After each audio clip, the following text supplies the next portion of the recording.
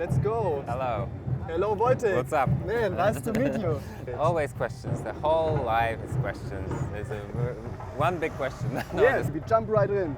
How are you and how do you like so far the atmosphere at the festival? Oh, thank you. I'm doing perfect today. Not kind of sleepy, but you know the atmosphere here is super energizing. You know, a lot of drum sounds, a lot of great performances, a lot of nice people. Actually, a lot of faces that I know from different places mostly from the internet, and now I got to see them live, and I'm like super happy to see them. Nice. I feel like the drumming community is always like one big family. Yeah, of course, very strong. Since when are you a Meinl member? Oh man, I started cooperation with Meinl, I think it's in 2017.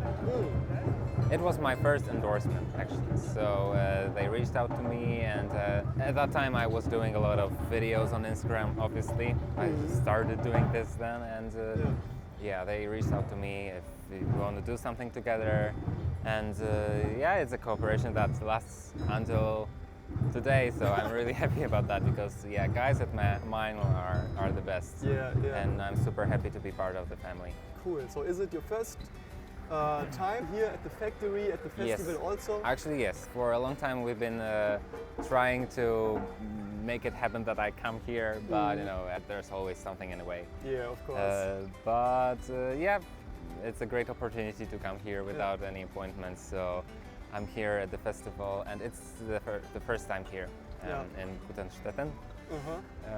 But not the first time at the Mayo Drum Festival, because I was at the one in Warsaw a couple of years ago. I can't remember which year was it. I don't know. Yeah. 17? I don't know, maybe 18. Are there special drummers that you are looking for to meet, to see, to talk to? All the drummers actually that are here, not only from the lineup. Actually, they are super cool. They are like awesome drummers and awesome people, and I'm looking forward to meet them all because I see a lot of friends. I see a lot of drummers that I already know, but you know, not in person. So I don't know if you caught this on camera that I was, you know, high five with Mike Johnston. I hope so. It was that moment that I was looking forward, you know, for a long time, just to see these people, just to meet them, just to chat with them. So yeah. Man, great. Now a hard question. Oh no. Wojtek.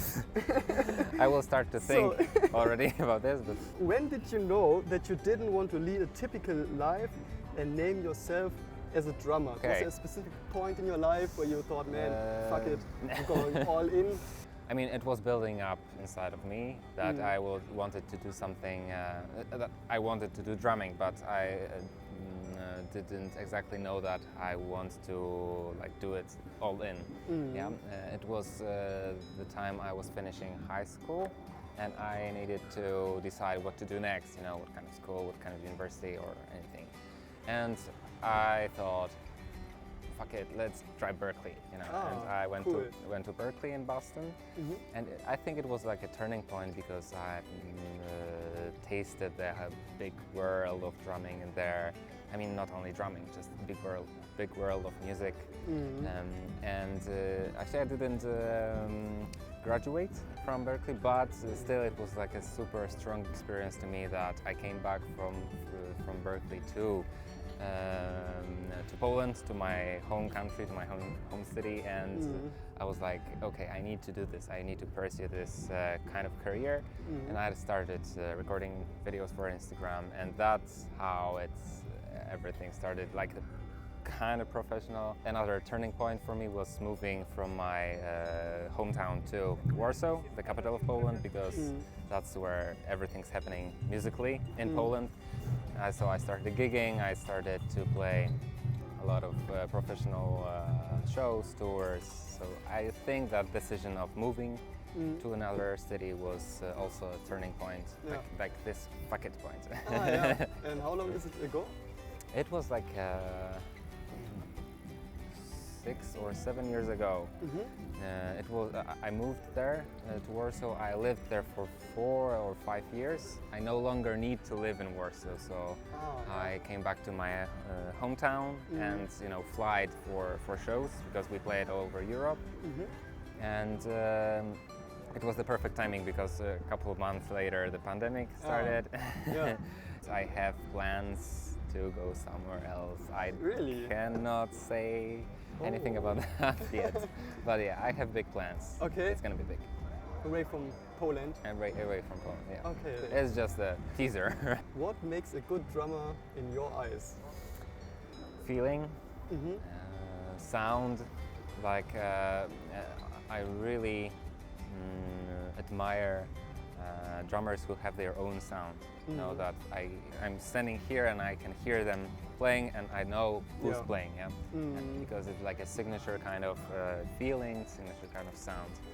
So these two things are super precious to me, but also timing, musicality, and being able to just back up the whole band, not show off.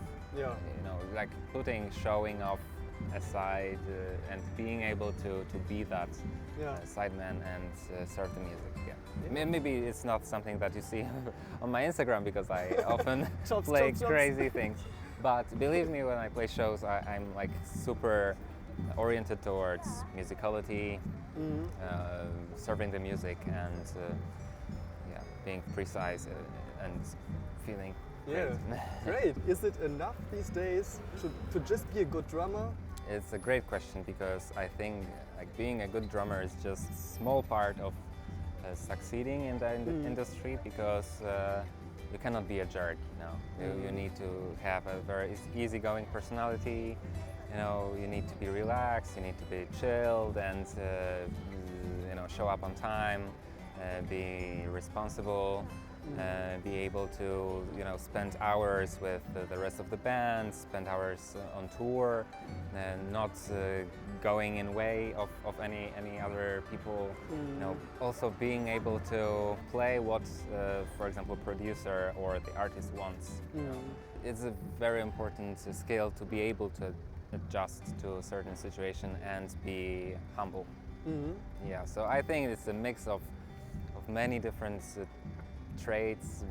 Personality is like maybe even the most important. I mean, of course, you need to be able to play drums and kill it on drums, but you want to make people want to work with you. So I think it's very important. What do you do when sometimes a lack of motivation, when you're not super hyped or maybe don't want to do something, but man, I should do this? It depends on the situation because sometimes I don't feel like doing something and I need to do because, for example, I have a session or I have a tour coming up and I need to learn the tunes. But sometimes I don't feel like doing something, but it's just practicing, like daily practicing on drums. So I'm like, in those second situations, I'm like, okay, I'm taking a break and a couple days, maybe even a week. And after that week, I come back with a lot of fresh minds and with a lot of ideas, with a lot of motivation. So I've never had a situation that I was like totally burnt out, that I was like, no, I quit playing drums. No, because I love it. So even though I feel tired, sometimes I feel tired about doing something, I'm like, okay, I'm just a bit more, I'm taking everything a bit more easy and it's turning out pretty well. When you do your Insta stuff, the little chops and little foot technique stuff, do you plan those things or do you just hit the record button, play for hours and then cut afterwards nice parts out of it? Can we switch places? Because my right part of the face is like... I have this method of recording stuff for Instagram that I just turn on the camera, turn on recording, and I play. And if I want to showcase, for example, food technique more, I just set up camera in different place and put it on the side a bit to the bottom so that you can see what my food is playing. So it's just, I'm just jamming you know, and I sometimes even just practice while recording those videos. Okay. And then I sit, I put everything together in Final Cut Pro, and I pick parts. And at the same time, I learn what I do right, what I do wrong. So it's like, it may seem that I'm spending most of my life recording drum videos, but it's like actually the opposite. It's doing a lot of things at the same time, like practicing, caring about the sound, getting better at mixing, and doing videos that I can later post. So, man, sounds good. You play more from the ankle, am I right? Yeah, it's this kind of move. Yeah, this kind of move. Oh, yeah. I mean, it's flexibility in the ankle is for me the key to actually in every technique, because it's just another place in which our whole leg can move. Yeah, we have a knee, we have this part, and we have an ankle. So it's just we can use it for control, for speed, for everything. So it's the main place in which I use my foot. I'm giving away all my secrets in here. So how does a typical day look like? Do you have like a routine, or is it every day? Well, for a couple last months, there's totally no routine for me, because I have a 3-month-old daughter right now. Oh, so congrats on that, man. Thank you very much. Very nice. Yeah, but before I tried to have a routine, like maybe not a strict daily routine, like the whole day set from 8 to 9, this, from 9 to this. But I always wanted to play drums or practice drums at least for 1 hour. If it's 2 hours, it would be perfect. I don't like playing on the pad, so if I don't need to play on the pad, I don't play at all. I have a really nice opportunity to play on the acoustic kit. Like, I have access to it almost all the time, so it's really it really helps. A lot of my practicing is based on improvisation. I'm just trying out different things. If I catch something interesting, I'm just trying to repeat it. I just try to, you know, make it work somehow, and then maybe apply it to different situations. Oh, okay, that's interesting. Yeah. Cool. How do you prepare for a show? Is it more a mental thing or physical? Well, you obviously need to know the songs. The material. It's of course crucial. You need to be able to play those tunes. You need to be able to be comfortable with them.